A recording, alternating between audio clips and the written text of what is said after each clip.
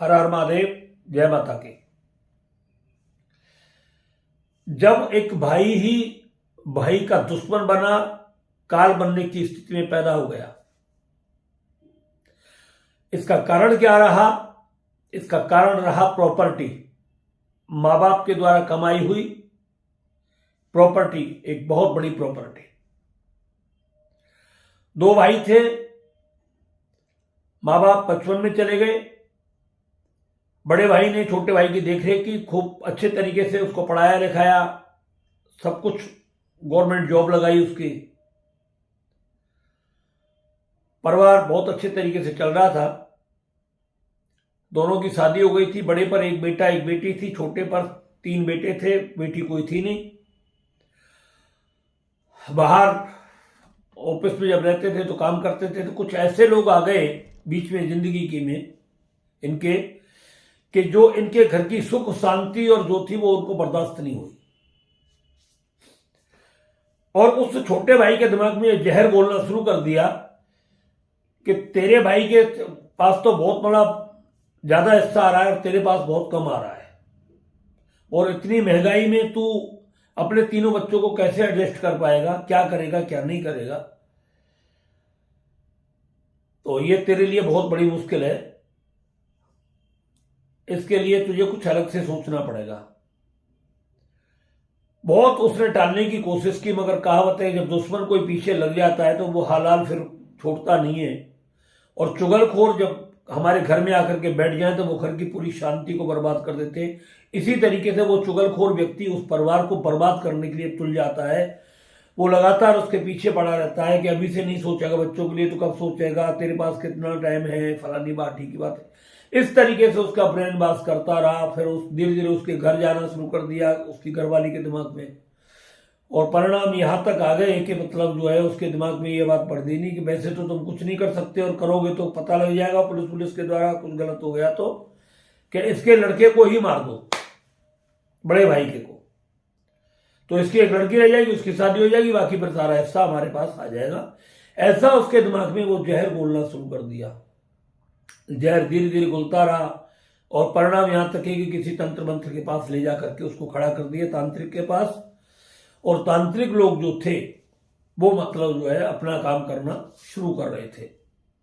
5 साल ऐसा हो गया, ईश्वर की कृपा थी, बच गया, बच रहा था, मर नहीं रहा था बेटा, मगर तबीयत बड़ी भयंकर खराब रहती थी। बच्चे की पूरी पढ़ाई लिखाई बर्बाद हो रही थी, पूरा स्वास्थ्य बर्बाद हो रहा था, माँ बाप की नींद हराम हो चुकी, दिन रात बहुत बड़ी मुसीबत में पड़ रहे थे, और कहीं से भी उनको कोई रास्ता ऐसा नजर नहीं आ रहा था। इलाज कराएं तो इलाज काम नहीं कर रहा था। जब रात को चाहो तब चले जाए, पूरे शरीर पर बच्चे के पे नीले नीले भयंकर निशान पड़ जाते थे। रिपोर्ट में कुछ आता नहीं था। दर्द इतना भयंकर होता था, पूरी रात चीखता था, दिन में रात में 24 घंटे दर्द बॉडी में, दर्द की कोई सीमा नहीं। सब प्रकार के डॉक्टरों को दिखाया, मगर कहीं पर भी कोई लाभ उसको नहीं मिल रहा था। माँ बाप इतने दुखी थे, बहुत लिमिट से, तो कोई झूठे को भी बोल देता था कि फलानी जगह जाओ, वहां जाकर के इलाज करा लो। वहां जाते थे बेचारे, वहां जाकर के इलाज कराते, देखते थोड़े बहुत समय, फायदा नहीं पड़ता, दूसरी जगह जाता है। बच्चे की परेशानी उस पर देखी नहीं जाती थी। ये सब सारी चीजें जब घर में चलती है, और सबसे बड़ी मजे की बात ये देखिए, जो छोटा भाई कर रहा था बंदा, वो परिवार में ऐसे घुला हुआ था जैसे दूध में चीनी। बड़े भाई को इतना भी एहसास नहीं था कि मतलब मेरे साथ ये कर क्या रहा है, मेरे घर का कोई व्यक्ति। उसके साथ आना जाना, भाई के साथ सब जगह जाता था, और उसके ऊपर एक डर रहता था कि कोई तांत्रिक मेरा नाम ना बता दे। इसलिए वो तंत्र मंत्र वालों के पास नहीं जाता था, डॉक्टरों के पास, हॉस्पिटल में जाता था, हॉस्पिटल में रुकता था, उसकी देख रेख करता था, उसके खान पान की व्यवस्था करता था, सब कुछ करता था पूरे घर। मगर वो जो करता था, वो तंत्र प्रयोग करता था, उसका किसी को नहीं पता था। भाई को भी ऐसा लग रहा था कि मेरा भाई मेरी बहुत मदद करता है, पूरे तरीके से मेरा साथ दे रहा है, भाई के प्रति बहुत प्यार आया। बच्चों के प्रति उस बड़े भाई का प्यार इतना लिमिट से ज्यादा था कि वो बेशक कहीं भी दिखाने जा रहा है, मगर कुछ भी, जैसे कोई चीज अगर लग गई ठीक सी, तो उसने उसके लिए भी लेके आ रहा है, अपने लड़के के लिए भी लेकर। मगर ऐसे दुष्टात्मा लोग भी हमारे घर के अंदर होते हैं दोस्तों, जो भाई की कीमत को सही तरीके से नहीं समझते हैं, बाहर की बातों में आकर अपने घर को बर्बाद कर देते हैं। बहुत सारे ऐसे लोग हैं, हमारे पास भी ऐसे बहुत सारे आते हैं, मेरा भाई मेरे साथ ऐसा कर रहा है, मेरी भाभी मेरे साथ ऐसा कर रही है, मेरा फलाना व्यक्ति मेरे साथ ऐसा कर रहा है। बड़ा दुख लगता है जब ऐसी चीज पैदा होती है। ये सब चीज हमारे पास आई, हमें पता लगी, हमने लड़के का फोटो मंगवाया, एनर्जी जब उसकी चेक करी तो वो ब्लैक मैजिक था, और ब्लैक मैजिक भी बहुत गलत गंदे चीज का था। मगर जो मारण प्रयोग उस लड़के के ऊपर कर रहे थे वो करने वाले तांत्रिक या तो सीखने वाले थे, या वो अपने दिल से नहीं कर रहे थे, या माँ भगवती की कृपा थी कि उस बच्चे का कुछ बाल बाका नहीं हो पा रहा था। मगर बच्चा टूट चुका था, बहुत ज्यादा टूट चुका था। 5 साल किसी बीमारी से जूझना बहुत कठिन, बहुत बड़ी बात होती है। हमारे पास जब आया तो उसकी एनर्जी चेक की, एनर्जी चेक करने के बाद हमको पता लगा कि इसके ऊपर इस तरीके से परेशानी है। आदमी ने जब उसको सुना, उसके बाद फादर ने, पिता ने मतलब जो बोला, गुरुदेव जो भी हो पूजा पाठ आप करिए, इनके हम नहीं कर पाएंगे, हम आपको बताएंगे, आपका मार्गदर्शन करेंगे, और हम ऐसा मार्गदर्शन करेंगे कि हम बताएंगे आपको, और जहां से जिसने किया है ये वही वापस जाएगा, ये रुकेगा नहीं। जितना कष्ट इस लड़के ने आपको दिया है, वो परेशान किया है, बीमारी को देख देख करके आप दुखी रहे हो इसकी को, उससे कई गुना कष्ट उस व्यक्ति को 6 महीने में पैदा हो जाएगा और वो तरस जाएगा मेरे की। हम जो आपको बताएंगे बस उस काम को आप कर लेना। बोले हमारे घर में ऐसा कौन कर सकता है, कोई व्यक्ति है? मैंने कि आप कर लेना, आपको पता लग जाएगा। घर का होगा तो घर के अंदर परेशानी पैदा होगी, और बाहर का होगा तो बाहर के अंदर होगी। हमने उसे पूरे तरीके से समझा दिया। मैंने कि देख ले तेरे पास अग्रत साधन है, हम नहीं कह रहे, और रियल में हमको भी नहीं पता था क्या उसका भाई ऐसा करा रहा है। तो हमने उसको एक पूजा बताई। पूजा हम आपको ऐसे नहीं बता पाएंगे, ध्यान रखना इस चीज को, अब वीडियो को समझ लेना। मगर मैं आपको ये सब चीज बता रहा हूं कि घर के लोग भी हमारे अंदर ऐसे पैदा हो जाते हैं जो हमारे ही घर के दुश्मन बन जाते हैं। हमने उसको एक पूजा बताई कि आपको ये पूजा करनी है, और केवल इसमें यह कह देना अज्ञात शत्रु, मुझे कोई नहीं पता मेरा दुश्मन कौन है, मगर ये मैं जो पूजा कर रहा हूं इसका प्रभाव सीधा उसके परिवार में जाए, उसके घर में जाए, उसके डीएनए में चला जाए। बस ये सब करना। हमने पूजा का उसे पूरा विधान बताया। विधान बताने के बाद जैसे हवन होता है वो ही बताया। 15-20 दिन बाद अपना मां की कृपा उस व्यक्ति पर होने लगी, लड़का ठीक होने लगा। अब जो लड़के के अंदर जो बीमारी थी, अब वो उस मतलब उसके भाई के परिवार में, उसके बेटों के ऊपर, उसकी पत्नी के ऊपर, उसके भाई के ऊपर, अब वो सब चीजें पैदा हो गई। जहां लड़का जिस बीमारी से जूझ रहा था, अब उसके तीनों के तीनों लड़के उसी बीमारी से जूझने लगे, उसकी घरवाली उसी से जूझने लगी, और साथ साथ जिस व्यक्ति ने जो सलाह दी थी उसे, उसका परिवार पूरा बर्बाद होना शुरू हो गया।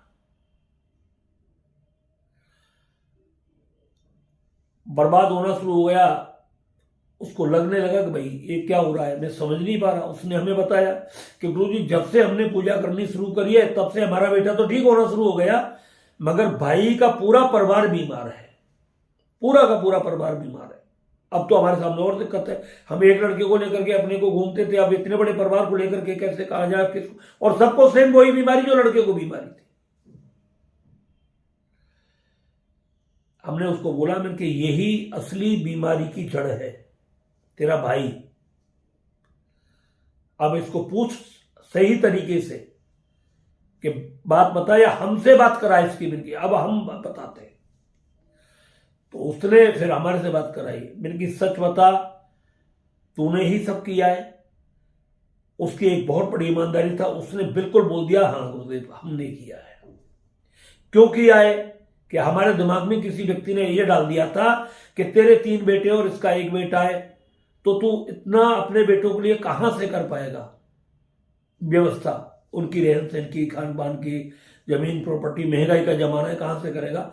और ये लालच हमारे एक दोस्त ने हमारे दिमाग में डाला था, उसी ने हमें तंत्र मंत्र वालों से मिलाया था, और हमने ही ये सब कुछ किया था बेटे के ऊपर।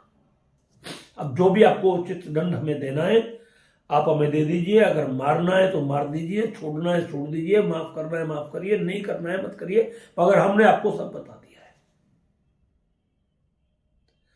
तो हमने उसको ये बात पूछी, मैंने कि आगे कुछ करने का विचार है या यही स्टॉप हो जाएगा आपका, आगे भी ऐसे दोस्तों से मिलोगे आप, अपनों से? बोले ये जिंदगी का पहला और आखिरी है, और मैं अगर चाहो तो आप अपने भाई के नाम पूरी प्रॉपर्टी कर दूं। क्योंकि प्रॉपर्टी करने से बेनिफिट क्या होगा? तू तो मार देगा, फिर लास्ट में फिर भी तेरा बस रहेगा। अगर ये गंदगी तेरे दिमाग में हो तो पहले बता। उसने माफी मांगी, भाई के सामने स्वीकार किया कि हमने कराया। हमने फिर भाई को ने बोल दिया था कि मैंने अब इससे तुम अपना हिस्सा लेकर के और थोड़ा बहुत इसको फालतू दे दो, बेशक जो भी हो थोड़ा बहुत इसको फालतू दे दो, जो भी जमीन जायदाद धन संपत्ति तुम्हारे पास वर्तमान में है थोड़ा बहुत इसको फालतू दे दो, और देने के बाद में आप इससे बिल्कुल अलग हो जाओ और इससे अपनी दूरी बना लो। पूजा आपको हमने वहीं पर स्थगित करवाया और लड़का पूरी तरीके से वो ठीक हो गया।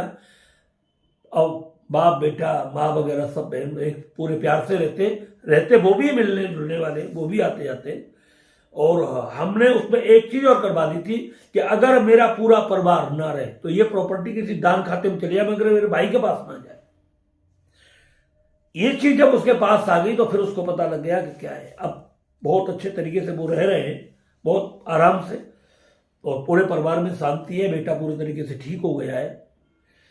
मैं उन सभी भाई बहनों से ये कहता हूं कि गंदे और कच्चे लालच में दूसरे चुगलखोर लोगों के चक्कर में अपने परिवार को बर्बाद ना करें और अपने घर के रिश्तों को कभी जीवन में खराब ना करें।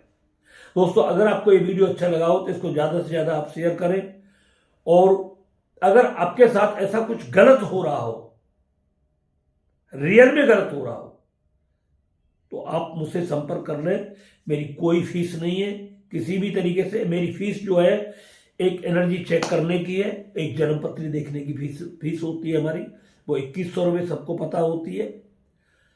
बाकी मेरी कोई नहीं है। मेरे बारे में कौन लोग क्या कहते हैं कि गुरुजी इतनी फीस लेते हैं या ऐसा कुछ करते हैं, इस सब चीज़ों से आप बाहर निकलें। और बस आपसे हाथ जोड़ करके यही है कि 2 मिनट में बात अपनी समाप्त कर दें, और ज़्यादा लंबा थोड़ा बुना बोले, छोटे से चीज़ में हम समझ जाते हैं कि आप क्या कहना चाहते हो, और उसी पर आपका हम जो हमें बोल रहा है वो आपको हम बता देते हैं। हर हर महादेव, जय माता।